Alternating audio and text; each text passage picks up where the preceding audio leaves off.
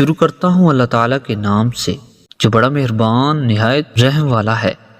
حضرت ابو سعید خدری رضی اللہ تعالیٰ عنہ راوی ہیں کہ سرکار دو عالم صلی اللہ علیہ وآلہ وسلم نے ارشاد فرمایا، جس آدمی نے حلال رزق کھایا، سنت کے طریقے پر عمل کیا اور اس کی زیادتیوں سے لوگ امن میں رہے تو وہ جنت میں داخل ہوگا۔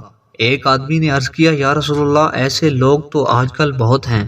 آپ صلی اللہ علیہ وآلہ وسلم نے فرمایا، اور میرے بعد بھی ایسے لوگ ہوں گے۔ تشریح: حلال رزق کا مطلب یہ ہے کہ خواہ تجارت ہو یا ملازمت یا کوئی دوسرا ذریعہ معاش، ہر جگہ ایماندار و دیانت کے دامن کو پکڑے رہے اور شریعت کی حدود سے تجاوز نہ کرے، نیز ایسی کوئی صورت اختیار نہ کرے جس سے اس کی کمائی حرام ہو جائے۔ جیسے اگر کوئی آدمی تجارت میں خرید و فروخت کے وقت میں ایسے طریقے اختیار کرتا ہے جو شریعت کی نظر میں جائز نہیں ہے تو اس کا کمایا ہوا مال پاک و حلال نہیں رہے گا۔ ہاں، اگر اس کا طرز عمل خلاف شریعت نہیں ہوتا تو اس کی کمائی حلال ہوگی۔